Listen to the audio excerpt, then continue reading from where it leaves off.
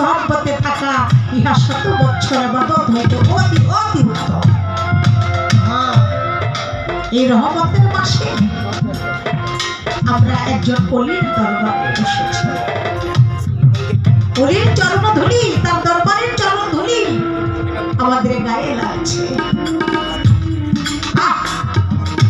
জীবনটা বড়, আজকের রাত্রটা আমি মনে করি এটা আমার জন্য একটা ইবাদতের রাত্র।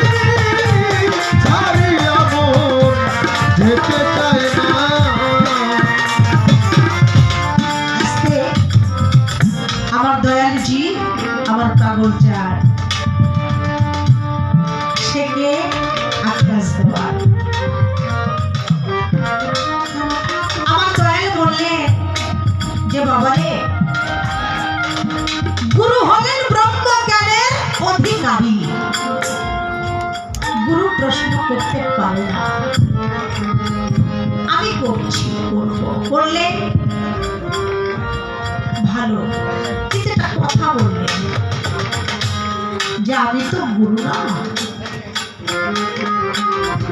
বাবা রে,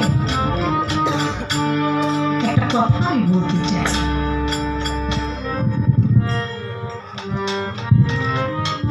মঞ্চে রাজার অভিনয় নিয়ে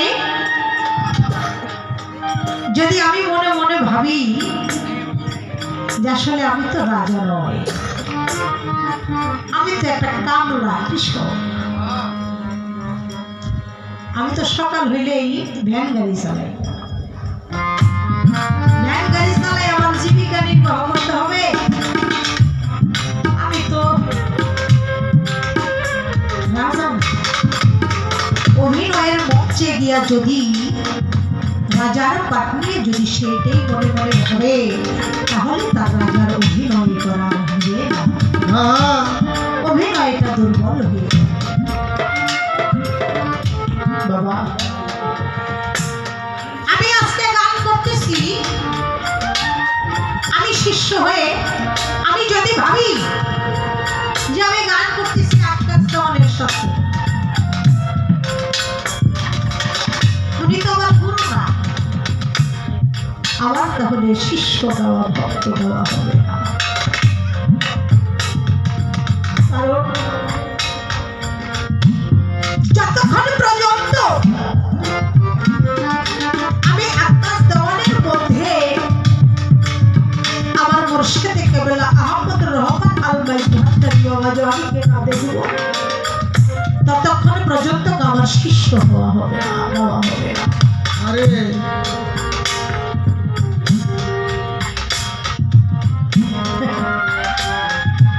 আর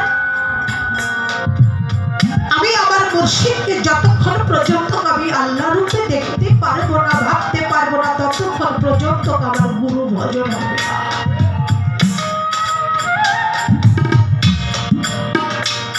গুরু শিষ্য পালা কিন্তু এত সোজা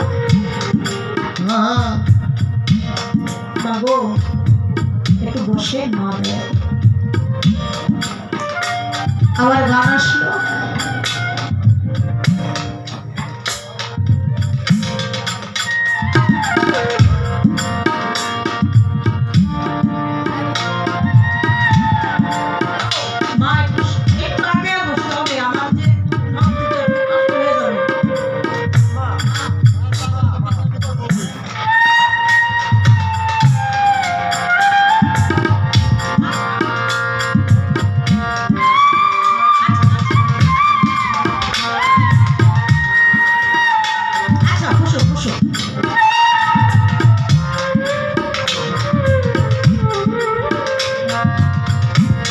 আমাদের মাঝে আমার পাগলি মা এসেছে, মা চরণে, মায়ের চরণে ভক্তি থাকো, মা মায়ের ভাবেই থাকো।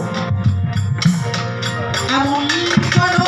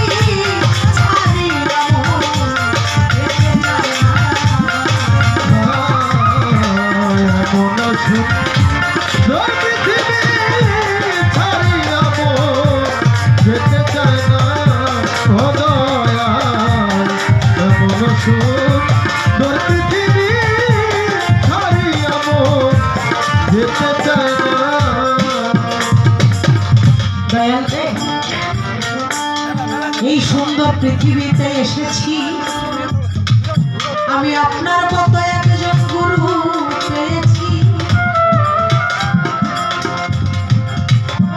তাই তো এই জায়গা থেকে আমি দয়াল আর অন্য কোথাও যেতে চাই না।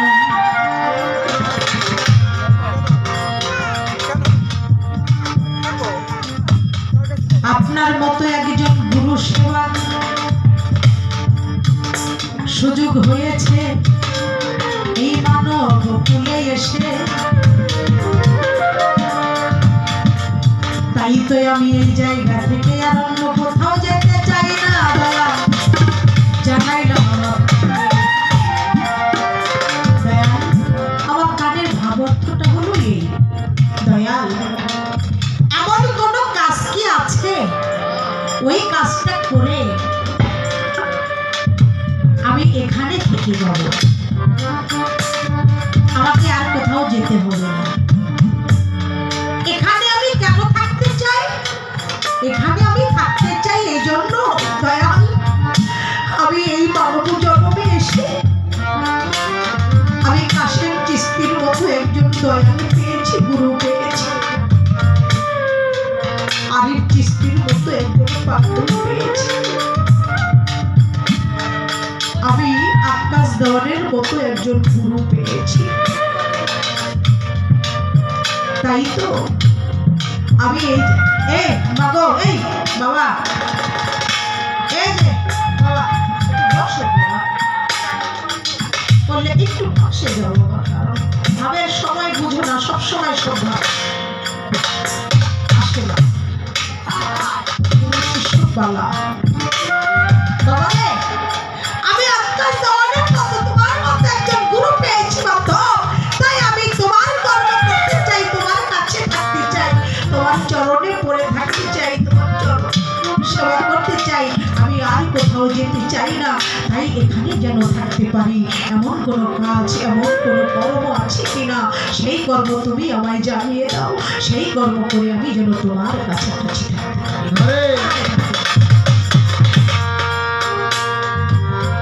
এই তো আমার গানের ভাবধারা গেল বাবা হয়ে, আরেকটা ভাব গানের মধ্যে আসিল চলি, ছয়জন চোরাই এই দেহের ভিতর, আমার বলতে কেউ নাই, তারা সবাই হইল বাবা,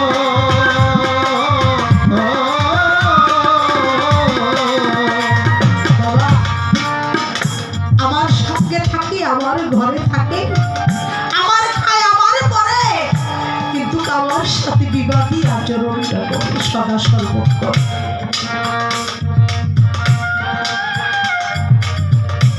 আমি যেতে চাইলে সাধন পথে ওরা কাহাতেই না রে যেতে। দয়াল, আমি তোমার কর্ম করতে চাই, তোমার সেবা করতে চাই, তোমার চরণে পড়ে থাকতে চাই, কিন্তু ওরা আমাকে কোথায় যেন টানে, তাই আমি ওদেরকে বাধ্য করবো। কিভাবে কিভাবে বাধ্য করে আমি তোমার চরণে পড়ে এই একটি বিষয় ভাব। দয়াল গো, ওই ছয়জন চোরাই আমার দেহের মধ্যে অনেক কিছু লুটে ফুটে খেয়েছে, ওদের কুমন্ত্রণায় পড়ে আমি অনেক কিছু শেষ করেছি, ধ্বংস করেছি, দিলাম তাই বলে। এখন গুরু আমি আপনার কাছে এসেছি, দিবেন আমায় বলে। ওই 6 জনের কুমন্ত্রণায় পড়ে আমি আমার এই দেহের মধ্য থেকে অনেক কিছুই হারিয়ে ফেলেছি, ধ্বংস করেছি। দয়া, এমন কোন কাজ কি আছে, কর্ম আছে যে আমি ওই কর্ম করে, ওই কাজ করে, ওই কাজের মাধ্যমে আমি আমার সেই হারানো বস্তুটাকে, বা আমি যে আমার ভিতর থেকে যা হারিয়েছি, হারিয়ে যে জায়গাটা আমার শূন্য হয়ে গেছে, ওই শূন্য জায়গাটা আমি পূর্ণ করব, এমন কোনো কাজ করব আছে কিনা আমি জানতে চাই। সেই হারানো বস্তু ওই অভাবটা আমি পূরণ করবো কিভাবে, কোন কর্মের দ্বারা। এই তো আমার গানের ভাবধারা গেল শেষ হইয়া, দয়াল আমার গান গাইলেন আসরে দাঁড়াইয়া, গুরু পদে আশ্রয় নিলে তার আর কি আছে ভয়। তাই তো আমি তোমার চরণে বাবা আশ্রয় নিতে চাই, কিন্তু তোমার কোন চরণ এই দিনহীনকে দিবে, দয়া করে বলো গুরু, বলো এই আসরে। তোমার দুটি চরণ, তোমার দুটি পা, পা অর্থাৎ চরণ, তোমার দুটি চরণ দেখতে পাই। এই চরণ তুমি এর আগেও তোমার ভক্তদেরকে দিয়েছো, আমি দিব তাহার পরিচয়। বাবা কথা কি খারাপ লাগতেছে? দয়াল তোমার ওই দুটি চরণ তুমি এর আগেও তোমার অনেক ভক্তকে দিয়ে দিয়েছো। কিভাবে দিয়েছো, কোথায় দিয়েছো, কেন দিয়েছো? দয়াল অহলা নামক সনাতন ধর্মের রমণী ছিল, নারী ছিল, আমি দিলাম তাহার পরিচয়। তার স্বামী ছিল গৌতম মুনি, ওই অহলাকে অভিশাপ করিল, যা তুই পাথর হয়ে যা। বলার সঙ্গে সঙ্গে অহলা মানুষ থেকে পাথরে পরিণত হয়ে গেল। পাশে ছিল তার ছেলে সদানন্দ, ছোট ছোট বাবা সদানন্দ। মা যখন পাথর হয়ে গেল, ছেলে বাবার কাছে কেঁদে কেঁদে বলল, বাবা আমার মাকে যে তুমি পাথর বানিয়ে দিলে, আমি কি আর মাকে স্নেহ কোনোদিন পাবো না? আমার মাকে আর কোনোদিন মানুষ হবে না? তখন গৌতম মুনি বলেছিল, কি বললো, এটা হলো সত্যযুগ, এই সত্যের পরে আসবে দাপর, তারপরে আসবে ত্রেতা, ওই ত্রেতায় আসবে রাম। ওই রামের যদি চরণ ধুলো লাগে, ওই চরণ স্পর্শ লাগলে তোমার মা আবার মানব জন্ম পেয়ে যাবে। বললো বাবা এটা সত্যযুগ, এরপরে আসবে দাপর, তারপরে আসবে ত্রেতা যুগ, ওই ত্রেতা যুগে আসবে রাম। রামের অবতার হবে যখন, ওই রামের চরণ স্পর্শ যদি সে করতে পারে, তাহলে তার আবার সেই মানব জন্ম ধরে পড়ে। এই কথা শোনার সঙ্গে সঙ্গে সদানন্দ কি কাজ করিল, তখন তিনি বাবা ধ্যান সাধনায় বসিয়া গিয়াছিলেন। তার সাধনা হলো সত্যের পরে দাপর, দাপরের পরে ত্রেতা, কিন্তু সাধনায় বসে গেলেন যে না, সত্যের পরে আসতে হবে ত্রেতা, কি দুইয়ের জায়গায় আসতে হবে। উনি ধ্যান সাধনায় বসে গেলেন, তাই তার সাধনায় খুশি হয়ে কি হলো, সত্যের পরে আসবে দাপর, দাপর না এসে আসলো ত্রেতা। আর ত্রেতা যুগ, ত্রেতা যুগে যখন রাম আসলো, রামের চরণে স্পর্শ পেয়ে ওই অহলা পাষাণী, তিনি পাষাণ থেকে অর্থাৎ পাথর থেকে সে মানুষকে আবার রূপান্তরিত হয়ে যায়। দয়াল এইভাবে তুমি ত্রেতা যুগে তোমার চরণ দিলে ওই অহলা পাষাণীকে, তোমার একটা চরণ ওই জায়গায় দেওয়া হয়ে গিয়েছে। তোমার আরেক চরণ দিলে তুমি কাকে ছোট করবো, কথা বেশি বড় করবো না। হনুমান একদিন মুক্তোর মালা ছিঁড়ে ফেলে, দরবারের সবাই তখন তাকে বনের পশু পশু বলে বকাবাদ্য করে। বলে দয়া কি প্রয়োজন ছিল এই মুক্তর মালাটা দেওয়ার? কারণ ও তো বনের পশু, ও কি মুক্তর কদর বুঝবে? এখানে আরো ঘটনা আছে।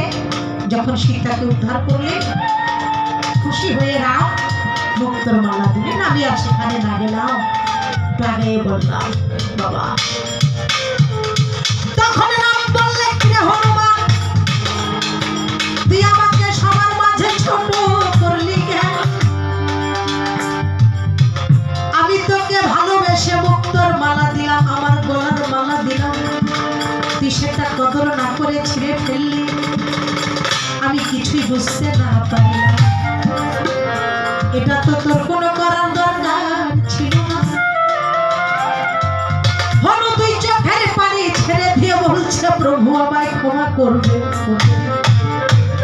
ক্ষমা করেন না দয়াল, আমি আপনার কাছে ক্ষমা চাই। আমি কেন এই মালাটা ছিঁড়েছি জানো প্রভু? তাই কেন? তাই প্রভু গো, আমি প্রথমে এই মুক্তর মালাটাকে আমি নাকের কাছে দেখি আমার প্রভুর কোন গন্ধ তার কাছে থেকে আসে কিনা। আমি সেই গন্ধ নাহি পাই। তারপরে এই মালাটা আমি আমার কানের কাছে দেখি এই মুক্তর ভিতর থেকে আমার রাম নামের কোন ধ্বনি আসে কিনা, আমার প্রভুর কোন ধ্বনি আসে কিনা, আমি তাও নাহি পাই। তারপরে আমি এই মুক্তরটাকে মুখের মধ্যে নিলাম, চুষতে লাগলাম, দেখি আমার প্রভু কোন স্বাদ লাগে কিনা, দেখি লাগে না প্রভু।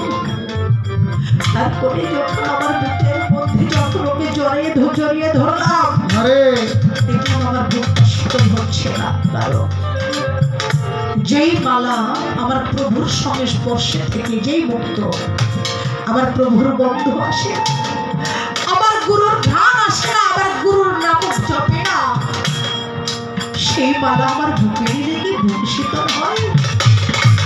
হয় না প্রভু।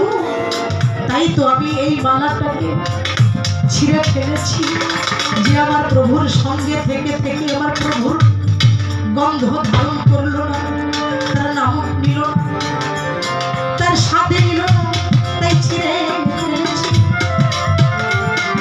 তাই হলো রে, তুই আমাকে এতটা ভালোবাসিস, তুই আমাকে কতটা ভালোবাসিস রে। তাই প্রভু তুমি কি শুনবে নাকি দেখবে? তাই পাগল, দেখতে পারলে কেউ শুনে রে? আমি তাহলে তোর কাছে শুনতে চাই না, দেখতে চাই। হঠাৎ কথা বলার সঙ্গে সঙ্গে তাকে হাত দিয়ে ছেড়ে ফেলে দেখায় রাম এবং সীতা তার যুগল ছবি, তার মুর্শিদ ছবি তার বুকের মধ্যে সে ধারণ করে রেখেছে। তার মুর্শিদের চরণ, তার মুর্শিদের ছবি তার বুকে রেখেছে। এটাও তুমি ইচ্ছাই বনের হনুকে তোমার একটা চরণ তুমি সেখানেও তাকে দিয়ে দিয়েছি। এখন আমার কথা হলো, তোমার ওই চরণ আমাকে ধরতে বললে, ওই চরণও ধরলে ভয় থাকবে না। হ্যাঁ দয়া, আমি তো ধরতে এসেছি। এখন তোমার তো চরণ দুটো, এই চরণ তো তুমি আগেও আরো দিয়েছো। এখন আমি যে তোমার কাছে আসলাম, এবার বড় বান্ধব তুমি তোমার কোন চরণ আমাকে দিল দিবে, আমি তোমার কোন চরণ পাবো, সেই চরণের পরিচয়টা দাও।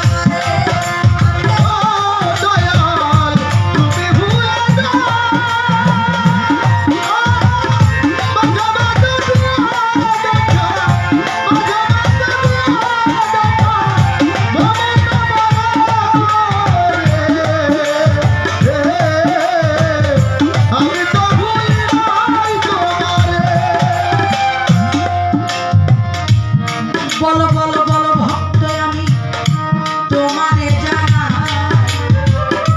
কোন পিপাসায় আসছো তুমি দিবা বলে তাই গো দিবা বলে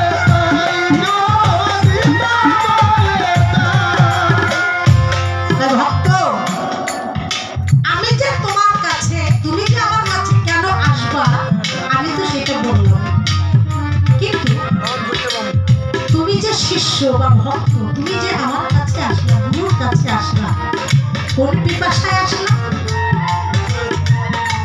আমার পিপাসাটা কি ছোট ছোট আমার পিপাসাটা হলো দয়া